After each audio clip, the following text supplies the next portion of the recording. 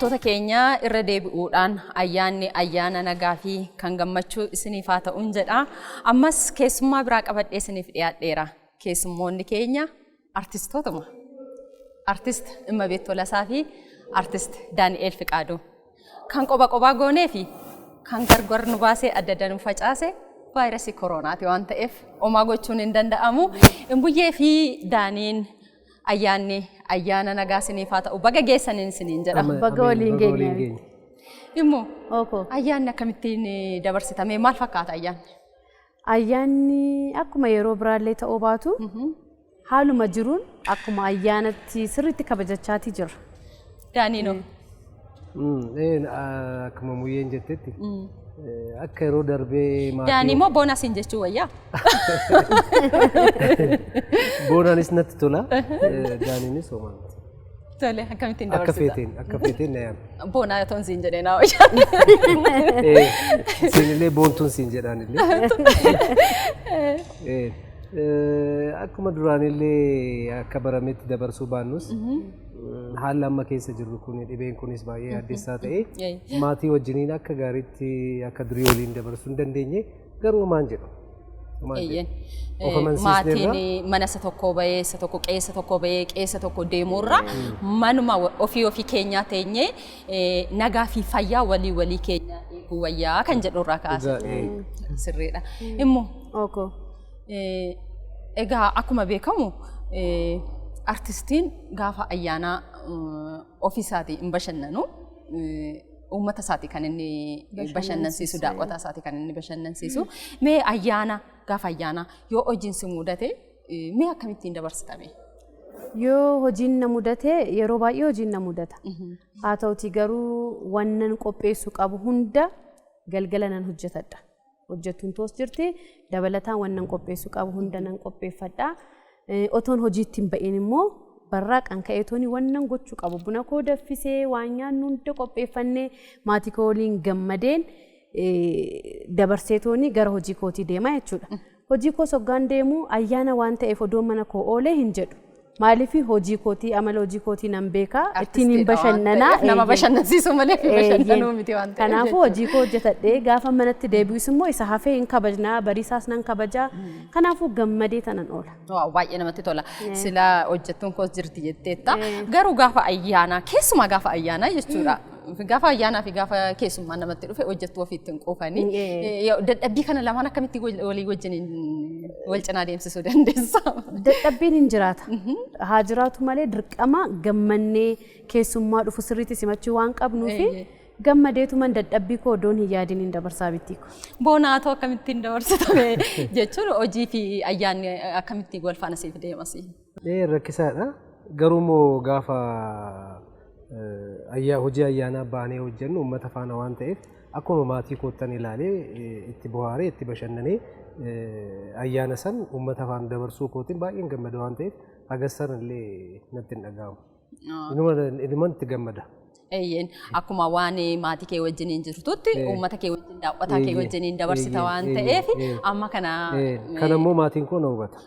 Wanti guddaan achi maatiin kee si hubata taanaan baay'ee namatti tola. Mee waltajjii irratti boonaa koo mudannoo qabdaa mee natti himi. Egaa namni hojjetu mudannoo dhabu waan ta'eef mee mudannoo qabdu mee naa ibsi. Yaadadhe. Suma faanan qaba. Ana faana mudannoo suma faanan qaba. Mee yaa dhageenyu qaba. Maal seete? Boontuu faana akka hin jenne garuu. Boontuu faana miti. Boontuu faana miti. Barri darbeera ture. Barri darbe tureera. Yeroo 96 bara hoteeloo hojjanii yaadatta? Tiyaatira hoteeloo irratti. Akka tasaa tiyaatira hoteeloo irratti ani Emiliyaadha. Emiliyaadhaan immoo Montaanoon ture. Montaanoo turte. Yaadatti? Maal ture maal waan yaadadhu amma yeroo. Poostariin sunillee ani hoteeloo suni fakkii anaaf si'iin. Kanatti na baattee deemtu agarsiisa. Anis baadhee deemu. Akkanas si baadheen deema ture. Yaadatta taanaan yaadatta? As baadhee tan ishee deema. Ishiin duuteerti. Siigalee yeroo sanitti akkanatti ishii baadhee deemaa ishiin duuteerti. Akkuma duute sana keessatti taasisa. Ani du'ee toon taane Emiliyaan duutee jechuudha. Ani jiran naa jiraattee miti boontuu koonnaa taate. Baga naa jiraattes sasisin duutu Emiliyaan du'e. Emiliyaan keenya duute amma Emiliyaan keenya gaafa duutu akkanatti ishii baadhee deema. Akkanatti baadhee osuma deemnu eedaan duuteerti kaa. Eedaan adaraa waaqa akkanan kuffise. Adaraa waaqa akkanan kuffise. Yaadatta taana. Adaraa waaqa akkanan kuffise. Suuta jedhee yoo lafa illee gaafa na keessa. Suuta jedheetuma jettu. Gaafa tokko na baatee gatan tareera.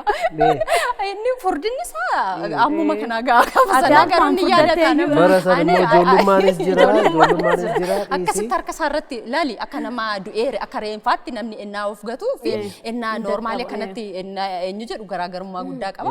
Akkanatti reenfa harka irratti baachuu jechuun amma makka ulfa. Akkana waan na dadhabe wayinatti fakkaate waltajjiirra si'a lama as deemee achi deebi'a waan ta'eef sodaadheetaniin akka oodiyensiin dhageenyetti daani adaraa kee akka lafaan jabaadhu jabeessine qabi jechaani. Suutuma hidheenaanis immoo yeroo san cimina guddaa qabnas ture suutuma hidheen ofumarratti tottolchiituma suuta hidhee tiyyee keenya lafa sii kaa. Akkasinaan jetti gaafa dhumu. Ilana akkas jedhu kolfisaa muddee waltajjiirra odeessi hundaatti kolfee oole. Ani illee dagadheen ture guddaa galatoomii kana yaadan. Kan biraa immoo na yaadadhaa takka hoonsii dabalee dheetanii hojii reediyoo kana hojjanna. Amma hojii reediyoo kana maal atillee beektama. Siigaleetiin kolfite. Eeyyee yaadadhee. Hojii reediyoo tokko dhaabbata wayii faana hojjanna. Riqichatu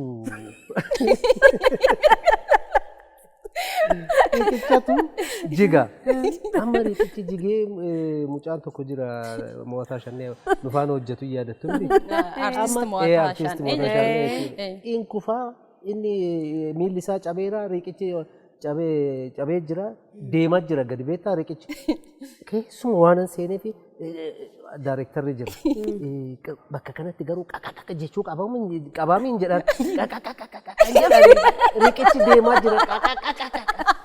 Sii jedha waa uummataa achitti diraamaa dhiisee kolfaa du'e. Jechuun kan saawundiidhaan baagiraawundii qaqaqaq jedhu sagaleen suni galu ati jecha keetiin joofte barreeffama sana achirratti waan argite. Kolfa gaafas qofalee yaadattaan yaabiti. Kooluu amma har'aatti maqaan koo hiriyoonni koo gaafa na argatan qaqaqaqaqaan jedha. Sana darbee osoo illee sirba amma tibbana kana bee qaqaqaqaqaqaq jedhu kana gaafa namni dhaga'u sissirbee naan jedhan yoo ilaalan nama biraati. Gaboonaa koo baay'ee nu bashannansiiste galatoomii. Hin dubbannu isaa yeroo biraan jenna. Kabajamtoota daawwattoota keenyaa qophii keenyatti akka bashannanaa jirtanii abdii guddaa qabna. Ayyaanni ayyaana gaarii isiniif haa ta'u isiniin jenna irra deebi'uudhaani. Immoo namoonni baay'een kan ittiin si yaadatan jira. Namoonni baay'eenis immoo kan si hawwanii si eegan achitti. Bishaan baariin dhuganii saawwan gaaddisaa baariin dhuganii saawwan gaaddisaa baariin dhuganii. Lakkisi jalaan balleessa. Sagaleen qabuuf malee sila. Namoonni baay'een mucayyoon suni achumaan nu jalaa baddee maalii fi erguma jidduu kanallee namoonni baay'een gaaffii eeyyeen mucayyoo mul'attee dugda duubatti nu jalaa deebitee jedhanii namoonni baay'een gaaffii dhiyeessu. Warri kaan immoo yeroo hundumaa aartii keessatti si argan immoo isheen gara sagalee gara sirbaa dhiisteeti aaktingii yookiin gara aartii diraamaatti isa caalchifattee isa fuuleffattee jedhanii namoonni kan ammoo dubbatanis jiru. Isa kam caalchisteeti moo jiruu fi jireenyaati keessa turtes ni beekna ofiifis isuma keessa jirru mana godhachuu jira, ijoollee da'uun jira, guddisuun jira, hojii idilee immoo hojjechuun jira, mana ofii bulchuun jira. Gama kanaan immoo diraamaa gara aaktingiitti hojjechuun jira. Dhuguma akka namoonni jedhan gara aaktingiitti fuula kee naanneeffattee fuuleffattee gara sana caalchifatteeti moo achumaan baduun kun maali mee gaaffii namoota baay'eeti waan ta'eef gaaffii kana uummata keenyaaf deebisiif. Eeyyee abittii koo gaaffii kana namoota hedduutu na gaafata. Maaliif na gaafatanii waan na dhabuun barbaanneef, waan na kabajaniif, waan na dinqisiifataniif, waan na jaalataniif jedhee yaada. Dhugaa isaaniiti. Gaaffii keetti yoon deebi'u kam caalchisteeti isa jettee kamiyyuun caalchisu. Maaliif lamaanuu qixxeen calqabe. Gaafanni bishaan baar hojjedhu diraamaa Liillii Xiqqoo jedhamtu jalqaba diraamaanitti jalqabe. Lachuu guyyaa sirba waraabatii oollaa galgala shaakalleetti diraamaa kana hojjenne. Kanaafuu lachuu qixxee wantan jalqabeefuu kanatu naa caala hin jedhu. Haa ta'uti sirbaan duubatti hafeera dhugaadha. Maaliif yoo naan jette kaa sababa jedhee toonii kanan of amansiise akkuma sila jettee manan godhadhee ijoollee dahuun jira, isaaniif yeroo kennitee guddisuun jira. Sababuma kanaaniin sirbarraa xinnoo duubatti hafe malee kamuu caalchisee miti. Kanaafuu fuulduratti nan hojjedha, nan dhufaa sin jalaan baduu jechuun barbaada. Egaa guddaa galatoomi Immuyyee, kabajamtoota daawwattoota keenyaa fi akkasumas dinqisiifattoonni Immuyyeen sirbarraas hin banne duubatti nafuu jiruu fi jireenya ijoollee guddisuu fi mana horachuu mana bulchuutu xiqqoo ishii duubatti na deebise malee hin hafuu nan dhufaa jechaa jirti. Isinis abdiidhaan eeggadhaan isiniin jedha. Mee immoo muudannoo qabdaa? Hin dhabu. Hin dhabu bara yoon dagachuu baadhe 96 irratti jalduu hojiif deemnee televezyiina waliin waraabbiif deemne hojii ayyaanaa jechuudha masqala natti fakkaata. Isa jalqaba kooti waltajjii televezyiina waliin isa jalqaba kooti jechaadha. Sirbaatiin jira, daayirektaroonni dhadhaabbatanii kaameraamaanii baay'eetu jira waraabatii jiru. Oduman sirbaatii jiru isa jalqaba kootitii nan sodaadhaa akkaataa waraabbisaa sirriitti hin beeku. Anaa sirbaatii jiru halaala daayirektarri Warquu Gaaddisaa dhaabi naan jedhu. Maal balleessa jedhee tanan rifadhee anaa dhaabuudhaa jedhu kaatanii dhufaniitti sabbata akkasitti dhadheera uffata aadaadha. Sabbaticha dhufanii narraa hiikanii akkasuma poolisiin dhufee na marse. Nan rifadhe hin beeku siin jedheera isa jalqaba kooti. Maali dhennaan maayikiin harkaa fidaniitti sabbata kunarraa hiikaniiti akkas godhan baay'ee badhaafameen ture. Gaafa akkas godhanii lafatti ilaalu sigaaraa mucaan tokko xuuxatii jira. Dhufee ibidduma sanna keessa na badhaasee deemeera. Ani hin argine. Isaan kaameraadhaan waan arganiif achumaan kaameraadhaan duubatti deebisanii isa waraabamee poolisootaan nuu qabaayee jedhanii mucichi qabame hidhame. Guyyaa sadii akkas turre. Chumaan hidhamee gaafa nuti akka boruu deemuudha sagantaa qopheessanii nu affeeraniiti na dubbisan.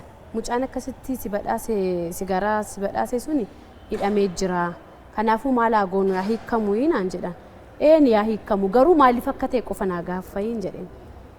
Gaafa hiikanii fidanii dhufanii maaliif jennaaniin ani wantuma ishii jaaladhuuf jedhe.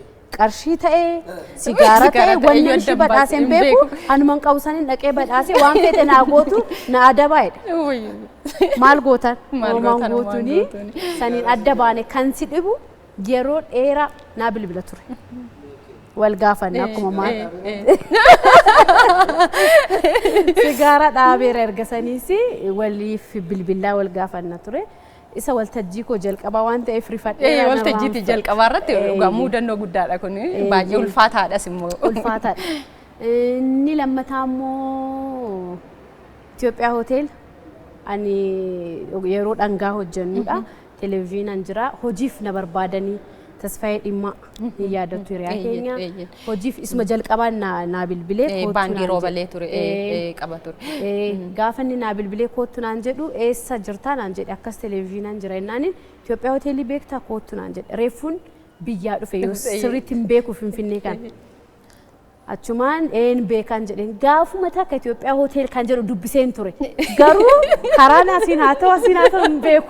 Hin beeku hoon jedhe saalfinatti fakkaatee hin beeka jedheen jalqaba.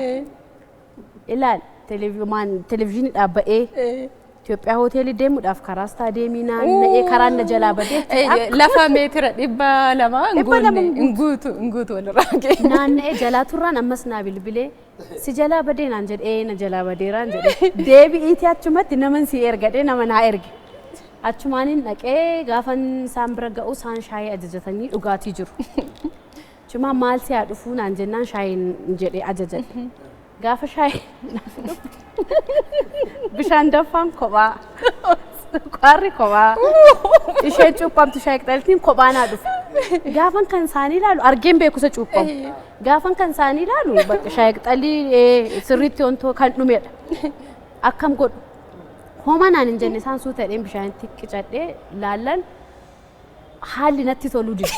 Isaanis gaafachuutti nan sodaadhe. Cuma nan hiikeetumaan tarsaasee akka jiru itti naqadheen akka farsoo guufitu feecha.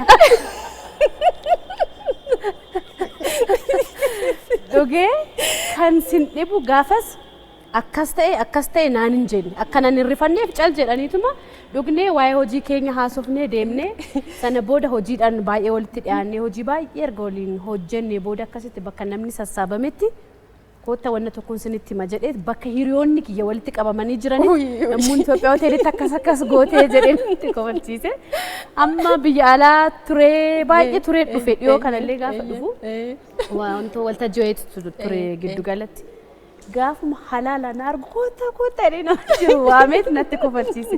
Hin irraanfadhu kana. Hin irraanfatamus amma shaayii dhugduun dhuma kan suura miti kun.